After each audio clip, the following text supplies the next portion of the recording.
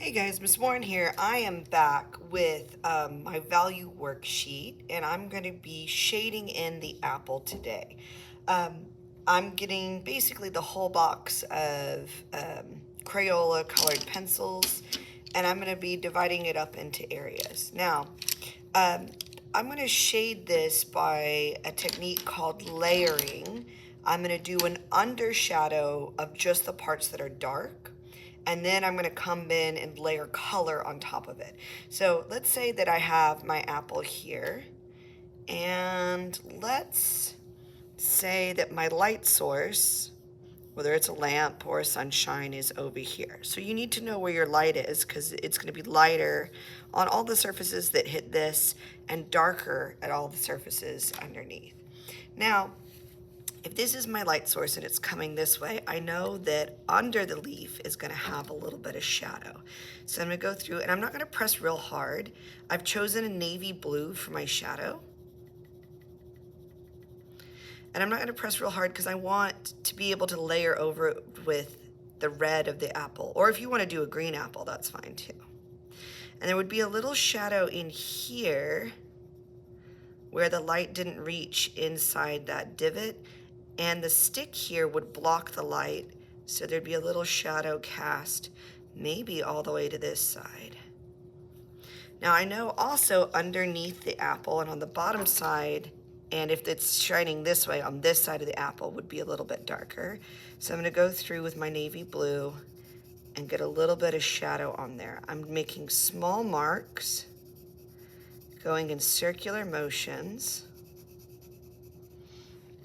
I know the underside would be shadowed on the bottom there.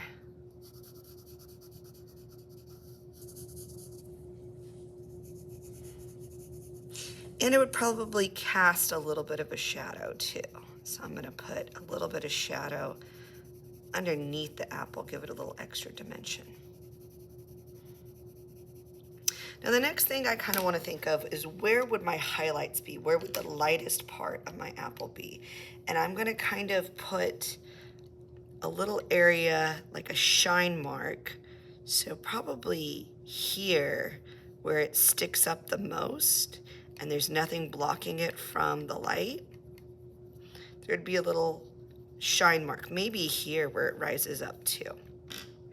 And you can do either white or you could do like a little bit of yellow to kind of show the area where it's the lightest. Go through and put a little bit of warm yellow where it's the lightest. Now, my apple's going to be primarily red. So I have a dark red, a red orange, a pink, and a regular orange. So I'm gonna kind of feel it out and decide how I want to blend these together. My favorite kind of apple is a pink lady, and it kind of has a little bit of pink at the top and then goes to kind of red at the bottom. So I'm gonna color in just a little bit of pink that kind of starts at the center and comes down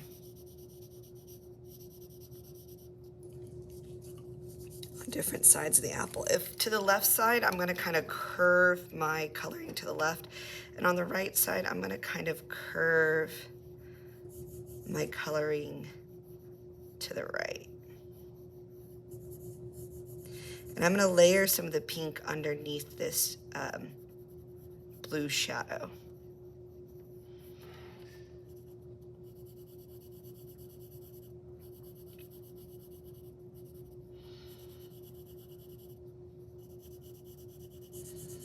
So in the middle, it's going to go a little more straight down.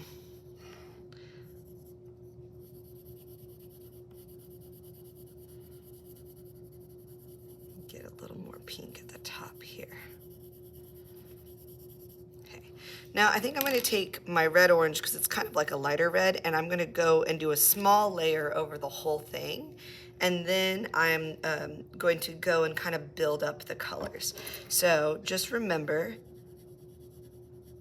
to the left, you want to kind of color to the left.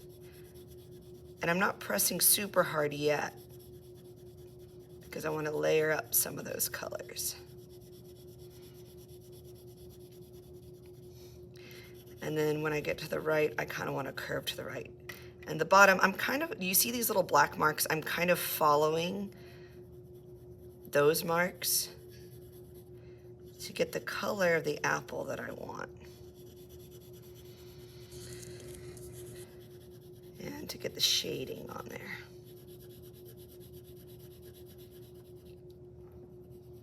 It's kind of curved on the bottom, and then it's curved this way.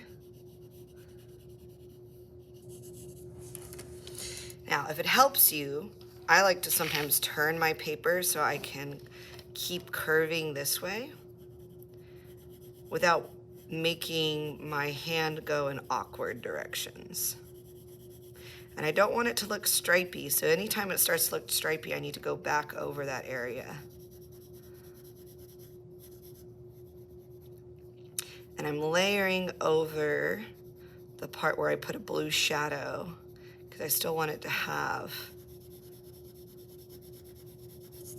a tint of red to it.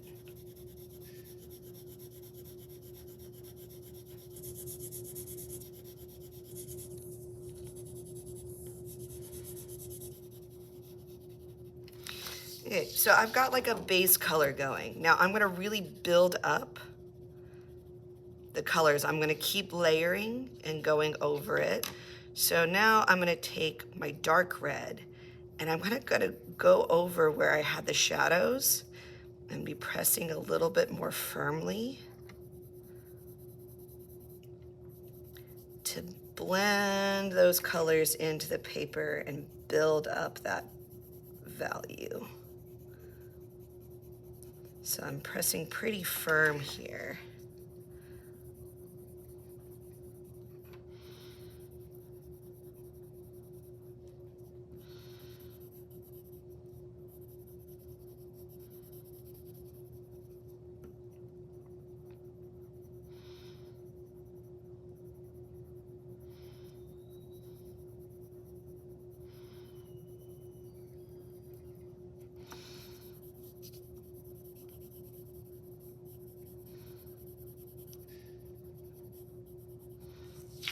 Turn my paper again so I don't have to turn my hands in awkward directions.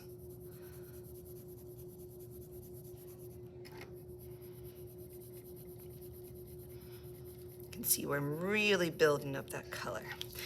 Now I'm going to go back with the yellow so I don't lose it in the highlighted area, and I'm going to press a little more firmly now that I'm more confident where I want that little bit of a yellow highlight.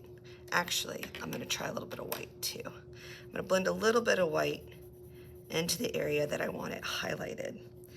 You can't see the white, but it kind of fills up the paper so it won't take other colors as well. Yeah, I was going to grab some yellow. Get some yellow in the top of my apple.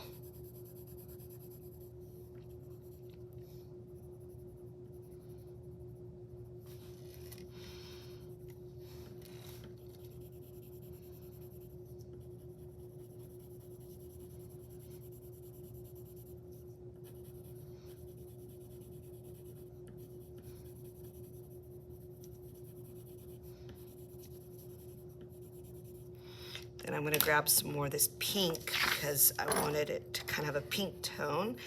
I'm going to layer with the yellow.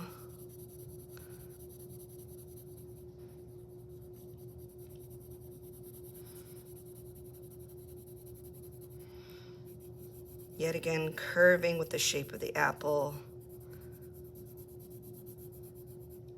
I want to put so much colored pencil on the paper that there's no paper left to be seen.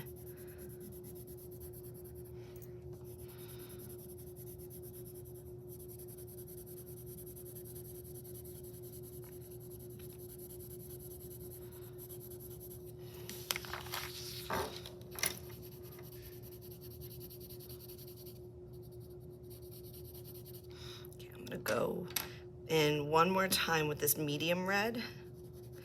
I'm going to come up from the bottom and blend it up into my lighter colors, staying kind of with the curve of the apple to keep making it look three-dimensional.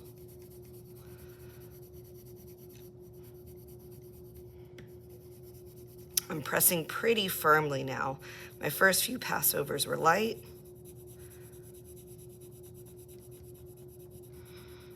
Now I'm getting firmer. My warmer colors, like the closer to the color yellow something is, the better normally a highlight it makes. And the closer to the cool colors like purple and blue, the better a shadow it makes.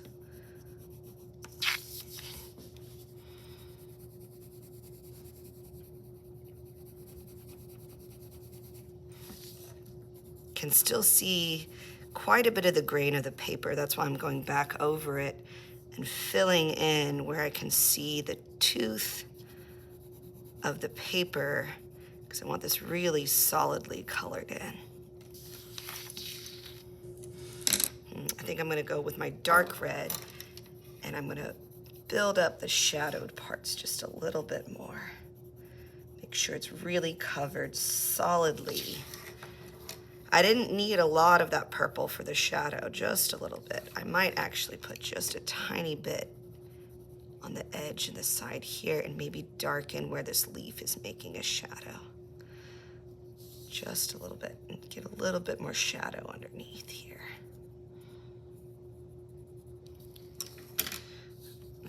Blend that shadow on the apple with the dark red.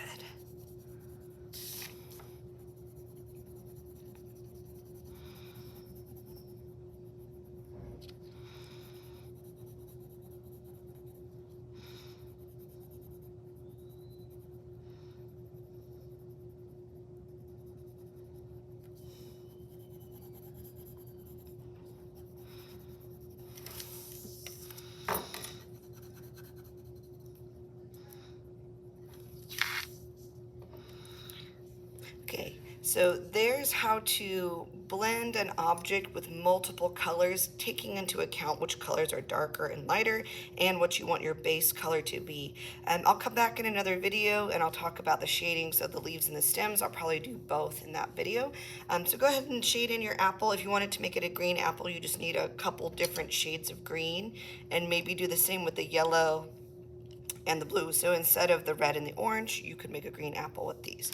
Okay, go ahead and give it a try, and I look forward to seeing your work.